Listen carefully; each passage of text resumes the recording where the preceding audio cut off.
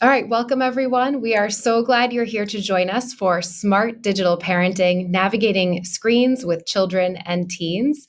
My name is Kerry Gallagher. I'm the Education Director for Connect Safely, a school administrator, a teacher, and a mom of two teens. And I'm so thrilled that I'm joined here in partnership with a representative from National PTA. Hello, Kerry. Thank you. I'm so excited to be a part of such an important conversation today. My name is Mikki Wilson, and I'm National PTA's PTA Connected Ambassador. And I've served a few roles throughout PTA from local to national. But what I'm excited about is my most recent role has been as an educator in the classroom. I'm a business consultant and business coach, but I've been recently teaching business, entrepreneurship, and marketing to high school students. And that's when I really realized the integration of digital literacy within our classrooms. And a quick funny story is when I first walked into the classroom, all my students' heads were down and I thought they were napping, but they were actually checking their phones. And that's when I realized, like, okay, we are going to make teaching exciting. But also, I know how important this conversation is for parents, educators, and really everybody as we go through this together. Our program for today is that we will cover three main topics in our segment in three segments, and then we'll have an opportunity for some questions from our audience, and we'll get to meet some members of our audience, Mikki, which I'm looking forward to. I think it'll be a treat. Our three main segments are going to be talking about generative AI. It's a really hot and new topic that a lot of parents don't feel like they know much about. So we're going to do some initial education and talk about how it might be impacting our kids' lives. Then we're going to talk about media literacy, especially as we're moving into election season and we're starting to see media become more and more polarized. How can we help our children learn how to navigate that, especially in those adolescent and teen years where they're more aware of media than maybe we even are in some respects. And then finally, we want to talk about having healthy online behaviors and relationships, and we'll talk about some examples of that together. So if you're ready, Mikki, we'll get started. I love the topic of AI, right? Especially as a child advocate and a mom inside of my classroom.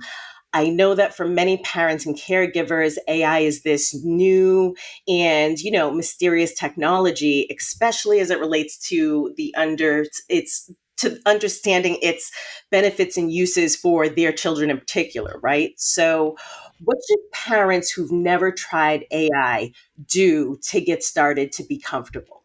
The thing about generative AI is that people aren't really sure what it is or what it does. And so those who haven't tried it might be a little bit intimidated about what that could mean. The truth is that we've been using AI when you use the assistant that's built into your phone to answer basic questions. That's AI. Any other voice assistant or speakers that you have in your home that you can talk to and get answers or get it to set a timer for you or play music for you, that's all AI. That is different, though, than generative AI, which is sort of that new version of AI that popped on the market last year around this time. And it's the one that we've heard a lot about with respect to students potentially having it write essays for them, which we can talk a little bit about more later. But if you've never tried generative AI, I highly recommend it. It actually can be so helpful.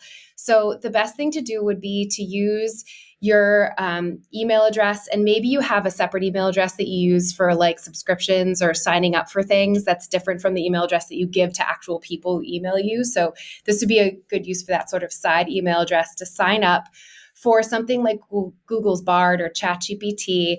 And my recommendations for your first use is if you're anything like me and you're so busy between your family schedules and your own schedule and your own health and wellness and managing all of those things, it's impossible just to plan a meal and figure out how to get that on the table. So on a Sunday, go to ChatGPT or Google Bard or whatever it is and type in, I would like 5 dinners that each can be cooked in 30 minutes or less, and you can put in your family's dietary needs. Maybe you have somebody who has a peanut allergy or who's gluten-free, or maybe you have someone in your family who's a pescatarian, and you put in those dietary needs and ask it to generate the recipes and the grocery list for all 5 nights, and you will be amazed. It will do the work for you. You can plug in that shopping list to whatever grocery ordering service you use. Go ahead and pick up your groceries, and dinner will be on the table in 30 minutes or less. So that's one great tip. A second is, I know Mikki and I are both in New England, and my children had a snow delay today because we just got hit with a little storm. So we're all longingly planning our summer vacations. Use the generative AI to help you plan a summer vacation, whether it's something you're just, driving an hour from where you live, or maybe you're going to hop on a plane and go somewhere far away and you want ideas for restaurants to visit or places to explore with your family, depending on your interests. It's amazing how it can help you get your agenda set and do a lot of that planning for you. So those would be my recommendations for people getting started. I love both of those recommendations. And as you were talking, I was giggling to myself because I literally had only 5 random ingredients in my refrigerator the other day. And I used generative AI I love that you mentioned Google Bard too, because I think a lot of people think of ChatGPT a lot, but I used it. I put those 5 ingredients and said, give me what you have for recipes that I can make. And it did it like that. And I think what was great about that is it reduces our mental load, right? Because a lot of us come home from work, we're tired, we have all these things to do. So it just made that lift a little bit lighter for me to want to cook dinner that night. So I was laughing because that's a great example. I'd like to raise another question I've seen from parents and PTA leaders. How can parents and caregivers, and even educators like ourselves, right, use AI to inspire creativity and critical thinking for their children to support their learning and that online exploration? Great question. So the first thing I want to say is that none of these generative AI platforms that are getting the most press or that are used by the public are designed for children. So if you're going to start using it with your child, it's important to use your account and not have them create their own account. Some recommendations to help them with their creativity. First of all, we've all been around our kids when they say, "I'm bored."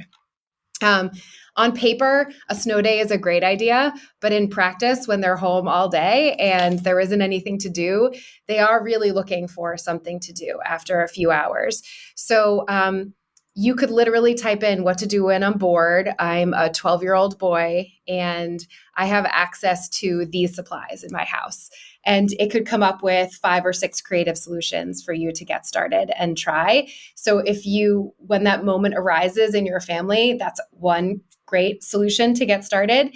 Another is that a lot of times, as you mentioned, I get home from work and my kids have already been home for an hour or two, and they've had a lot of time to think about their day and reflect, and they instantly are coming to me with a recurring problem, a classmate who's sitting next to them who's really bothering them, or something that's happening, a dynamic with their social group at lunch.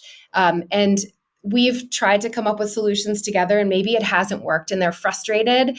And I think sometimes as a parent, if you've been at work all day or you've been handling the family schedule or errands all day, like you mentioned, your mental load is already pretty spent and coming up with creative solutions is hard.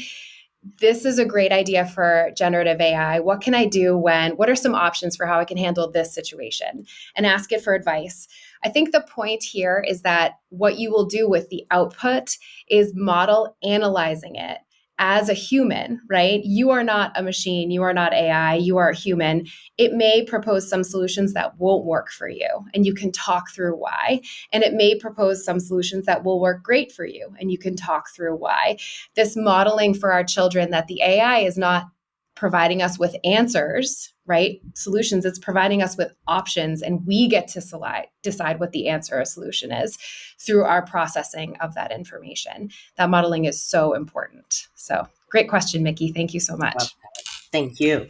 So our next topic is media literacy. And like I mentioned in our intro, these media literacy skills, the ability to discern what type of bias a media has, or how reliable it might be, or how we might use the media in our personal, professional, or academic lives is really important. So I'm looking forward to hearing your questions on media literacy, Mikki.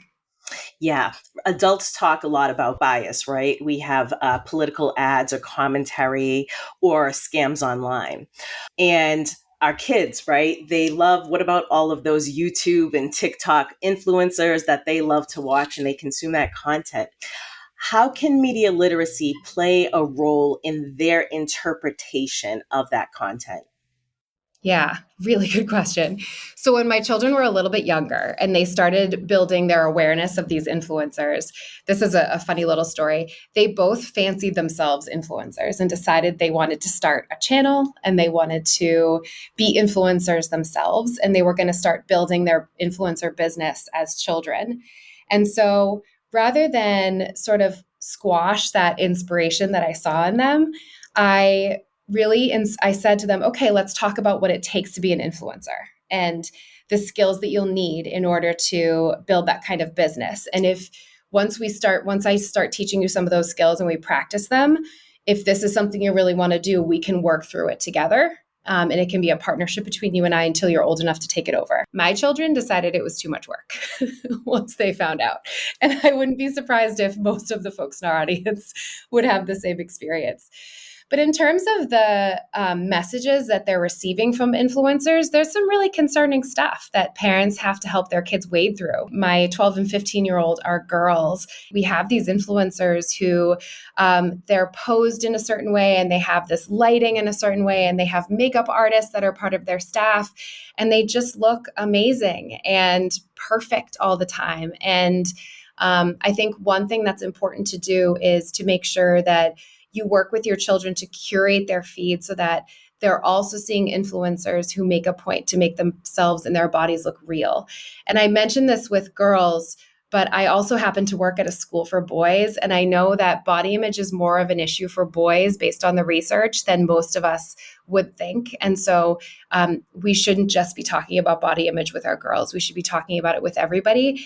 And we should be when we have an opportunity to quote unquote people watch at a restaurant or an airport or some other public place, sort of point out what regular bodies look like and that healthy people come in lots of shapes and sizes and that each one of those people has a story and a life and gifts to share with the world and how important it is to get to know a person as a person.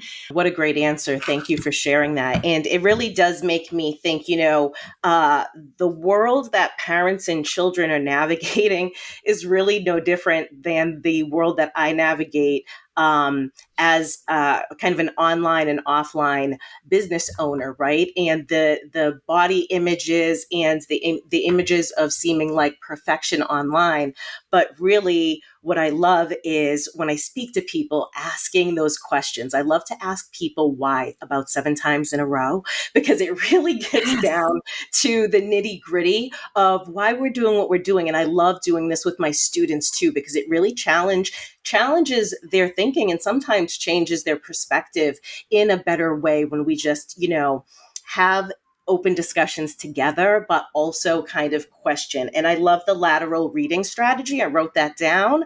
Thank you so much for sharing that. All right. So, our next segment is on modeling healthy online and media behaviors. We know that there are plenty of people doing a great job of modeling unhealthy and unkind behaviors. So, our kids get to see a lot of what not to do. But how do we model what to do? I love this. And I feel like this is a question that really comes that parents will really resonate with. But what are some examples of everyday situations in which parents, I call myself the mom of my classroom, but parents and others can work on modeling online and media behavior for our kids? Yeah, great question. One thing that I started doing from when my kids were aware enough to understand that they were appearing in the photos, and they were like, as soon as they're old enough to start posing for photos and things like that, or starting to express an opinion about what they're going to wear to school, right? Even if it's an outfit that you're like, it doesn't match, but they just love it and they think they look amazing in it. Every parent could decide when and how they want to post photos of their children online. Some people never post photos of their children online because they really want to give their children that autonomy when they're older. And I can appreciate that perspective. If you are someone who does post photos of your children online, or really photos of anyone online, it's important to ask people's permission before you post. So if you are posting photos of your children, show it to them, tell them who will be able to see it, what will be the privacy settings, and what will the caption be, and say, is this okay with you? And if they say it's not, or they want to tweak or an edit or a change, honor that request and do it. Or if you can tell based on what they're requesting that it doesn't really make them very comfortable for you to post it, then say, you know what? You're not feeling great about this. I want you to feel great about what's posted online about you because I want you to feel like it reflects who you really are. So I'm not going to post it. And it's important that you're modeling this not just with your children, but with other people in your life that are your same age, your friends, your colleagues, family members, all of those things. Even it's important to do it when posting photos of older members of our family who may not really have a lot of awareness around social media. If you want to post a photo of, your grandmother who's going to be 89 and you think she's amazing, right? Because she's lived this long, wonderful life and she's just gifting her wisdom to your family. Posting it without her permission goes outside that value. The value should hold true for everyone. And the more our children see us modeling this, the more likely they are to kind of pick up this habit with their peers and even start enforcing it in their own friend groups as they get older. And man, does that make you proud as a parent when you see your kids doing the same thing out of respect for all humans, right? All humans deserve to have some kind of control over their online reputation, just like we all desire control over our in-person reputation and how people regard us. So that's one practice. And then I would just say, when you see posts or audio or like a meme or something that is clearly discriminatory of a certain group or a certain type of person or disrespectful, make sure that you point out that you've noticed it to your children. I think it's very easy for people to scroll past things that make them uncomfortable. It's important to point it out and say it and speak it out loud that this is not okay. I don't think it's okay because of this, and this is what I'm going to do about it, and model taking action, whether it's reporting it on the platform where it's posted, leaving a comment that says, this is not okay, and I'm disappointed you've posted it, or maybe sending a private message to the person if it's someone you feel comfortable doing that too. I think the approach might be different in different circumstances depending on who the poster is. But we really need to take action when we see those things happen if we expect our kids to take action when they see it happen. It's really hard to do the hard thing and stand up and say something, but we adults need to be the ones who do it first. And so I can't stress enough how important it is to do it, to tell your kids that you do it, and to even show them that you've done it with examples as much as possible. Yeah, I love that. I could hear my dad's voice in the back of my head saying, Mikki, be a good person and do the right thing. And when you're a kid, you don't really know what that means. But the older I get, it's that. And I love that. I think that empowers parents and caregivers and people in general too. My parents were more from the silent generation, right? So when you saw things, you kind of just turned kind of a blind eye and minded your own business, right? And kept yourself. That it's none of my business generation, right? I totally Yeah. can relate. Yeah. And this digital age of parenting, I think it's very empowering for a parent to be able to advocate for what's right, right? And show their child that behavior because we're raising future advocates too. So yeah, your answers are so thought provoking. A lot of things here for me to bring back to the classroom and other parents for sure. So parents and caregivers know, perhaps better than anybody, that mistakes sometimes happen, right? It's part of life.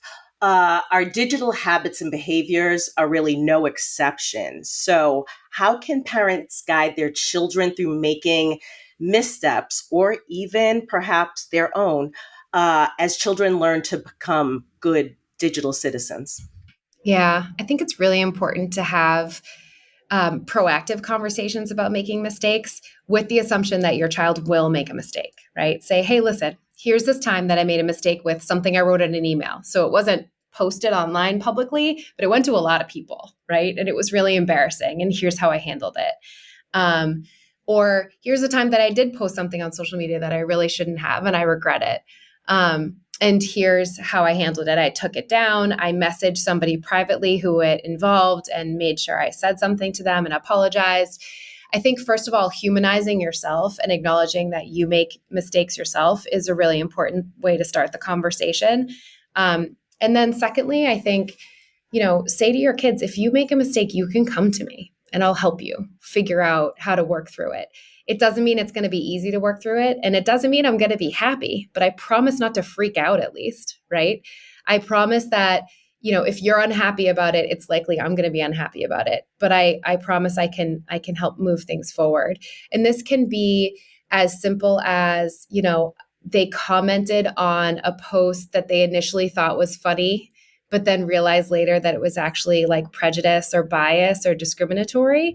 I think that teen sense of humor walks a very fine line. And sometimes they do things very quickly and then think about it later and they're like, ooh, actually, that doesn't feel right. So you can help them through something like that, which is actually relatively minor and common, all the way through something really major, like maybe somebody talked them into sending a sensitive picture of a body part and they lost control of that very private picture. And now they're in a really embarrassing situation that feels huge, right? One of the things that I've told my own kids is, I know I've warned you against doing this, and I know we've talked about it, but if it does happen to you, because sometimes people are really good at talking us into things. And in a vulnerable moment, right? Everybody can make a mistake. Number one, it's okay to tell me. I will help you work through it. And number two, I will make it, if it's become something that's unmanageable for you, especially, first of all, come to me before it becomes unmanageable. But if it's like, I can make it stop, like I can help you, and you will feel more empowered again. So I think, like, first of all, modeling and admitting to mistakes in your past. We don't want our kids to think we're perfect. We want our kids to think we're human. We don't want them to strive for perfection. That's unreasonable. We want them to strive to just be good. And then secondly, just proactively letting them know that you're in their corner and you're their ally.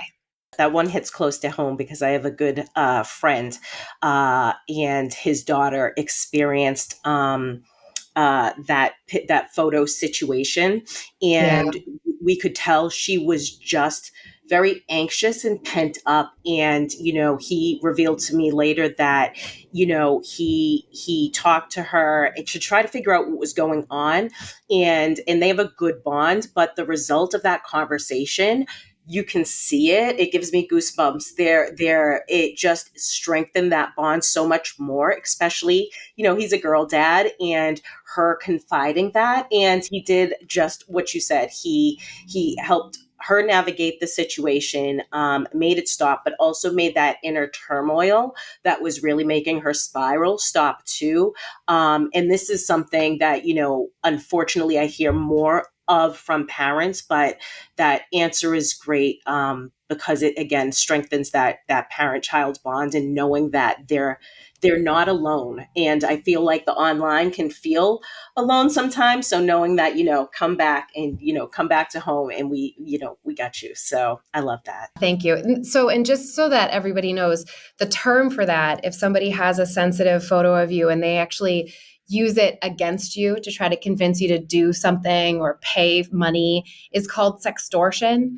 And it's a big, scary word, but that's the proper name for it. It's a name we should get used to saying around our kids, especially our adolescents and teens, so that they become more comfortable saying it. It's not a fun thing to talk about, but it's an important thing to talk about with our kids because it's really common. The example that you shared about a girl, I think, is really great. It's important to know that more boys than girls now are victimized with these kinds of plots. And I think that's an assumption that most people don't realize or don't make. So yeah, just something to build awareness around. So I'm excited to transition to some of our audience questions. I know we had some audience members who have attended, and some of them have questions for us. So we're going to start by welcoming some select audience members who have questions on screen. to join us. Yeah, hi, I'm Susan. I am the mother of two boys. I have a 17-year-old, I guess, because his birthday's tomorrow, so 17-year-old and a 12-year-old. And so my question is, we know that how our kids spend time online is just as important as how much time they're spending on screens. So how can parents help steer their children in the right direction and how they spend their time on social media platforms in particular? Yeah, great question. I love boys. I work with boys at school all day. Teenage boys they're so funny. They're the best. The one of the things that I do for Connect Safely is I do weekly digital wellness tips on Wednesdays. So Digital Wellness Wednesday, and the one that's coming out this Wednesday is specifically on the amount of time our kids spend gaming online. We were able to do some digging and found some research from both a clinical psychologist and a pediatrician. And both of them talked about, like you mentioned, it's not how much time they're spending online, it's really what they're doing. So in addition to the gaming that they're doing or the time they're spending on social media, look at the balance of the rest of their lives, right? Are they doing their chores and doing their homework, and are they playing sports or going outside to play if they're younger with their friends? And if the rest of their life is pretty healthy, it's probably okay for them to be on screens for part of the day, as long as you have a sense of what they are on with screens, what types of videos they're watching or what types of games they're playing. Also, the clinical psychologist mentioned that gaming is actually a good place for kids to test out emotions that are really hard in real life, like grief or shame, which are really uncomfortable emotions that all of us have to handle, but they can practice those emotions in a sort of arm's length way when they're online or gaming, or when they see someone else going through something hard on social media. So, if they are sort of spending time with topics or things that make you uncomfortable, use that as an opportunity to process those hard emotions with them. Mikki, do you have more to add there? I was thinking about what I do in the classroom is a mixture of what I've heard from parents too, but setting up some of like those parameters. So what I've heard from parents is having a basket at home and kind of identifying a time that, phones go in the basket at home so that there's time for game night or family activities. And I was thinking of a story in particular from my friend Katie, but how one night, because she was working, she had missed kind of putting the phone in the basket, and the kids checked her and said, like, Mom, you have to put your phone in the basket. It's time for like game night. And so I love that. And I think what really resonates, right?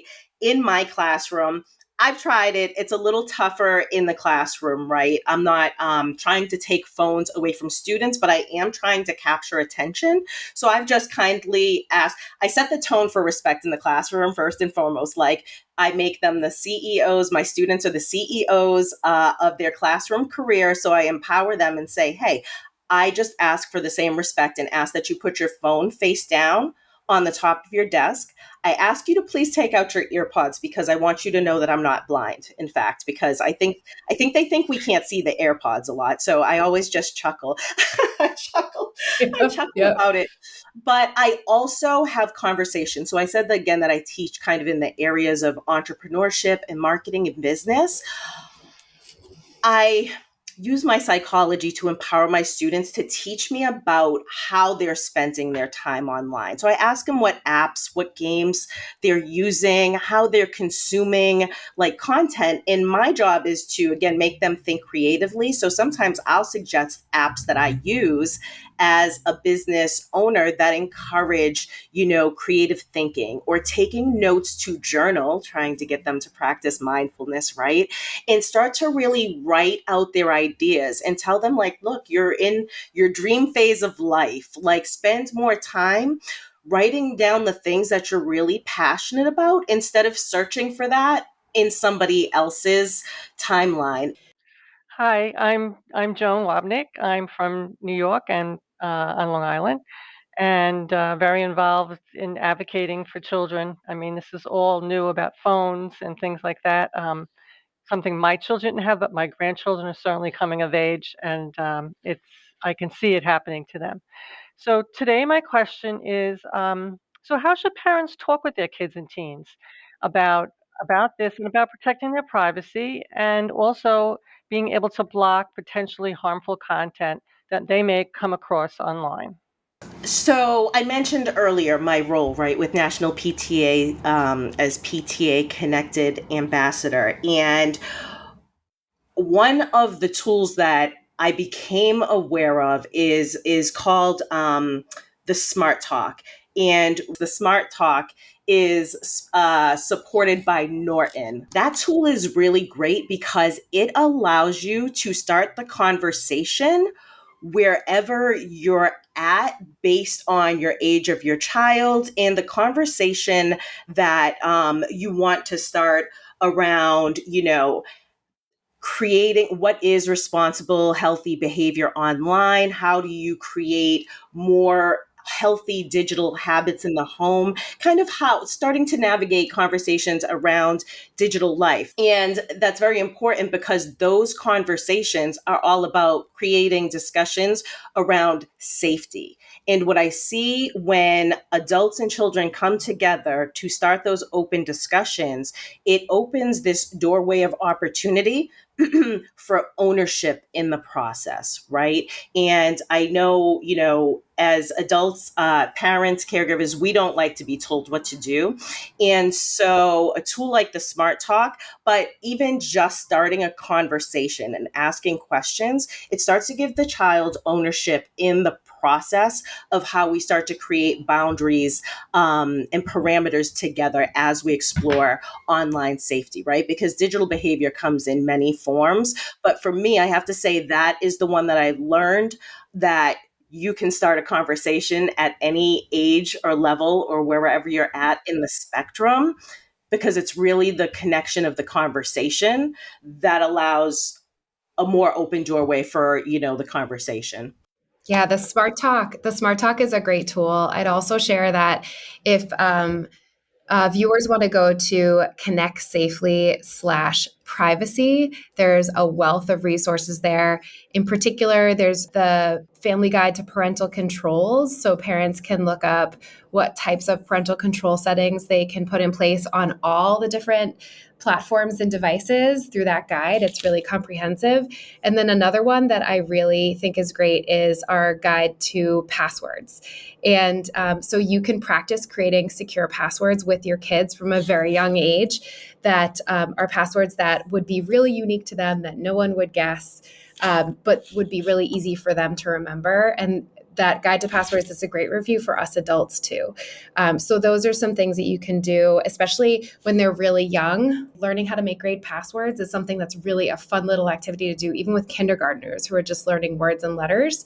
And it's great to make those passwords more robust as they get older, and teach them how to change them often and keep track of them. And then in terms of blocking harmful content, lots of platforms, social media platforms, allow parents to have supervising accounts over their adolescents and teens that allow them to manage the content settings. And more platforms are coming on board with this. So check out our Connect Safely parent guides. There are guides to all of the most popular social media platforms, including TikTok and Snapchat and Instagram. And many of those have the ability for parents to work alongside their children to create their first account so that you can help them learn how to manage some of that content and talk to them about why you want to manage some of that content. So it isn't just about being big brother. It's also about helping them learn how to develop those media literacy skills over time before they're starting to see some more advanced adult content. So thanks for that question, Joan. What's our next question from our audience? Hi, my name is Staraha, and I am from Rochester, New York right now. It's very snowy here. I have two boys, one that just turned 17, and then I also have a 7.5-year-old. So we all know that kids are asking for their own phones and devices at a very earlier age. And as a parent, that actually gives me a lot of anxiety. What are some considerations to make in deciding whether my child, my youngest one, is ready for their own device?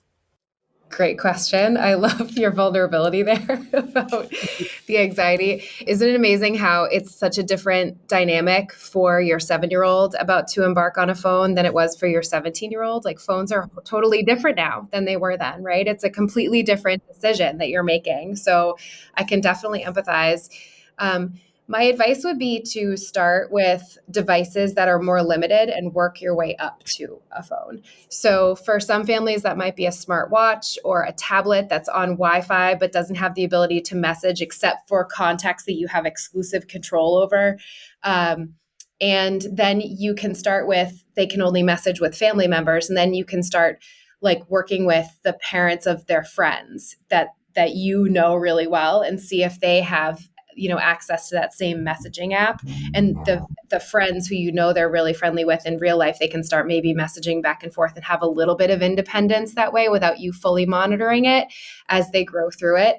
And then when you think you're ready to kind of make the move to the phone, which is so powerful, look through the guides that are provided at ConnectSafely.org. We have guides to all of this, but also the manufacturers themselves have them. So Apple has guides for their devices to specifically the family sharing. Tools are so powerful. I still use them with my children. We're on sort of the gradual release of control program as they get older. And we can pull the reins back, like I said, if they make mistakes. And we've gone back and forth. And also Google and like Samsung and those platforms also have guides that are really robust. So both of my children both have Chromebooks and they have Apple phones. And so we use Family Link from Google and we use Family Sharing from Apple to manage those devices. And so no matter which platform you prefer, if you use both like my family. I'm going to add on to that, Kerry, if you don't mind, because I was recently in the New York area. And again, I had mentioned the Smart Talk right earlier, which is supported by Norton. And that starts those online conversations from 5 years old to 17, because I know from speaking to parents that, being phone ready, asking for the devices really kind of spans a number of ages, right? So again, starting with valuable resources that can empower you to dig into why do you need a device at 7, right? Versus I've heard conversations about screen time, right? Advocating for screen time at 17. But along those same travels, I found that we also at National PTA have a very valuable resource for parents to consider, and that's our Ready Tech Go program, and that's a collaboration between National PTA and AT&T, and that really offers a platform for families who want to learn more about screen readiness and starting to establish those healthy digital habits. In particular, we have the phone ready quiz, right? And this is developed by the American Academy of Pediatrics and AT&T. But this is really a tool that can help parents really navigate and determine when your child is ready for their own advice, because I believe children and youth are the best marketers. They will sell us on why they need it so bad. They're relentless, right? We need this thing and it's so important to them. And they will spend all night coming up with many different positions to get you to yield to their will. And I love it, future marketers and business people of the world. But I've definitely found that the Ready Tech Go program is kind of like the secret superpower that parents can use to, again, start those discussions, establish those healthy habits. But I love that phone ready quiz, and especially because it's the American Academy of Pediatrics. This is not just a quiz that somebody made. This is tested, tried, true, proven, right? And really, again, gives you the control and leverage of determining, what conversation to have, when's the right time to have it, and really from the parental point of view, determining when the right time to start introducing those devices. But yeah, I love my students and children. They're great marketers, right? They are. The slideshows with all the arguments on each slide I've been on the receiving end of a couple of those. So, one last question. Hello, I'm Maria. I have two boys that are a junior and senior in high school, and then a young adult daughter. So I'm in a little bit of a different space sometimes. My question is, should my children be using AI to assist them in schoolwork? And how can parents and teachers balance this new technology with what the kids are learning in school and in the classroom and online at home? That is like the big question right now. We're in my world. So as our viewers have probably seen, there's been heads walking back and forth. I am in my office at school, and it is a school day. So there's kids walking back and forth, teachers walking back and forth. And I'm actually running a bunch of workshops in the next few weeks for our teachers about AI and how they can use it. I think, first of all, if you're for your children who are younger, Maria, who are not ages 13, 16, or 19, depending on the platform, they should not be creating an account on a generative AI platform because their data will not be protected sufficiently according to what's legally required for children. So that's the first thing. If you want to create an account, though, and model using it with them, like we talked about earlier in our first segment, I think that's okay. And that's a great way to teach them that sort of new digital literacy that's going to be really imperative to the future of communication and technology. But whether or not they should use it for certain school assignments, I think it's important to be open with the teacher and say, what is the skill that you want my child to practice or to be learning for this assignment? If they're having them write a paragraph and the skill is just to kind of summarize what they read, if they can plug in the main points that they came up with by reading it, and then the generative AI spits out the paragraph for them, but they actually came up with the main points, then maybe it's okay to use generative AI for that assignment.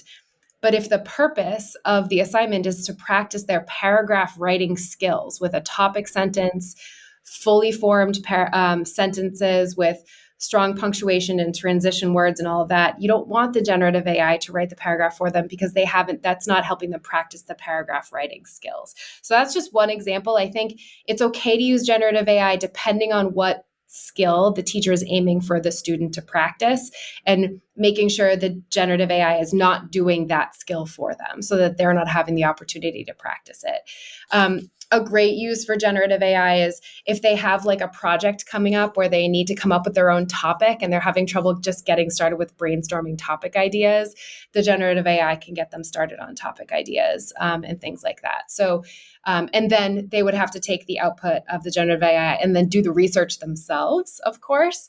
So really working with your kids on helping them understand when it's ethical to use the AI versus when it's not, depending on the intent behind the assignment, is what's kind of the key message behind all those examples I just gave. There's lots of things that we can do to cheat in our lives and lots of opportunities every single day. And we make choices not to cheat because it's the right thing to do. So just because it's possible doesn't mean it's right. And sometimes doing the right thing is the thing that takes more effort, but sometimes that's what's being asked of us. So that would be sort of my advice with that one. But of course, as a parent, hop in and try generative AI yourself first so that you know what to expect before you hop in there with your kids. Well, thanks to our studio audience. It was so good to see your faces. And thanks so much for your questions. Mikki and I are going to move into wrapping up our time together. I just wanted to take a minute to thank you, Mikki, for all of your great experience and advice and for being a great co-host with me. I know each of us have a couple of things to share with our audience in terms of resources in addition to the resources we shared. Firstly, I wanted to say that this particular offering for parents is for our Safer Internet Day program. Safer Internet Day happens on the first Tuesday in February each year. And we have 100,000 students who are going to be engaging with our lesson plans and our our programming and resources this year based on the commitment of teachers. And I would not be surprised if it's way over that, because there's lots of people who I know will access the resources in the moment because they're so great. So we look forward to seeing that. So hop to saferinternetday.us to see those lesson plans and video clips. I wrote the lesson plans myself. They're great. I promise. I put lots of thought and research into them. And also go to ConnectSafely.org to see lots of the resources that I mentioned during our time today. And Mikki, you have some PTA resources to share? I do. And first, I just want to say thank you, Kerry, for this wonderful opportunity. I love the conversations and the stories today. And as I mentioned earlier, I represent National PTA's PTA Connected Initiative, which provides free turnkey education and programming for PTA leaders to use locally to educate families about digital safety, citizenship, well-being, and readiness within school communities and homes. Some examples include today, I talked about the Smart Talk, which is supported by Norton. That free online tool guides adults and kids ages 5 to 17 through these proactive and positive conversations about the topics that we talked about today. Ready Tech Go, which is supported by AT&T, is about screen readiness and using that phone ready quiz, which is developed by the American Academy of Pediatrics and AT&T. Our parents are able to learn about how to determine when their children, those great marketers, may be ready for their own device. So you can visit pta.org/connected to learn more about those wonderful programs and resources.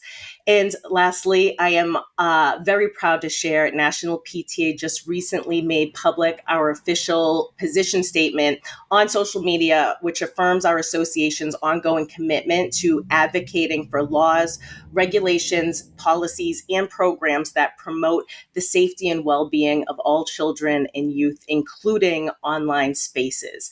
And if you'd like to learn more about that, you can visit pta.org/advocacy. And I just want to thank you again, Kerry, for this wonderful conversation. Very enlightening. Yeah, thanks, Mikki. So many great, like you said, stories and tips and content and research and resources. We wouldn't be able to do this without our supporters. So the National PTA would like to thank AT&T, Norton, Google, and YouTube, Discord, and of course, our partnership, Connect Safely and National PTA. And Connect Safely would like to thank our supporters, Google, Meta, TikTok, Amazon Kids, Discord, Roblox, Snapchat, Zepeto, OpenAI, and once again, our partnership with National PTA. Thank you to everyone for joining us. Please feel free to reach out to us at ConnectSafely.org if you have more questions and for resources, and we'll see you again soon.